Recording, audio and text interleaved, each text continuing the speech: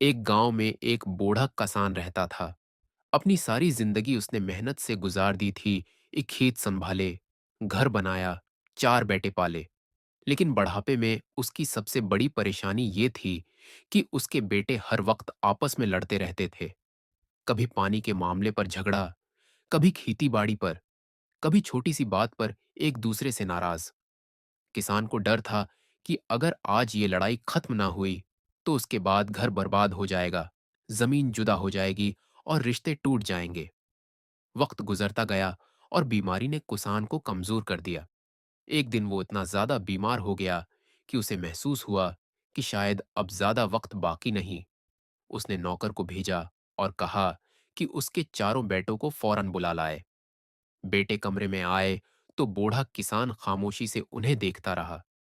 اس کی آنکھوں میں فکر صاف نظر آ رہی تھی۔ کچھ لمحوں بعد اس نے نوکر کو آواز دی، ایک مضبوط لکڑیوں کا گٹھا لے آؤ۔ نوکر جلدی سے گٹھا لے آیا۔ کسان نے اسے اپنے سامنے رکھا اور کہا، بیٹا، اسے توڑ کر دکھاؤ۔ بیٹوں نے پوری طاقت لگائی، دونوں ہاتھوں سے زور لگایا، یہاں تک کہ ان کی سانس پھول گئی، مگر گٹھا نہ ٹوٹا۔ کسان نے دوسرے اور تیسرے بیٹے کو بھی کہا، مگر نتیجہ وہی ہوا۔ آخر سب نے کوشش کی مگر ناکام رہے۔ کسان نے گہری سانس لی، پھر گٹھا کھول دیا۔ اس نے لکڑیاں ایک ایک کر کے چاروں بیٹوں کو پکڑائیں۔ اب اسے توڑو۔ اس بار سب نے لکڑیاں آسانی سے توڑ دیں۔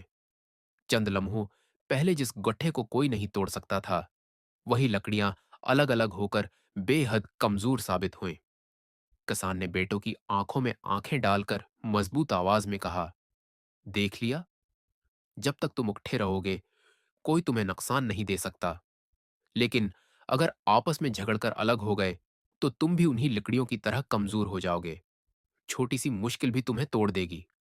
اتحاد میں طاقت ہے اور برکت بھی۔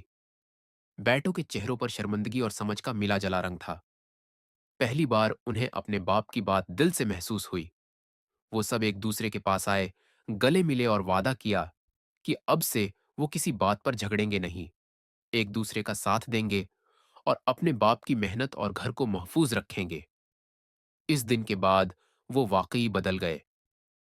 گاؤں والے بھی کہتے کہ چاروں بھائی اب ایک ساتھ کھڑے نظر آتے تھے، جیسے وہ مضبوط گٹھا جسے کوئی توڑ نہیں سکتا۔ سیکھ اصل طاقت جسمانی قوت میں نہیں، بلکہ دلوں کے جوڑ میں ہے۔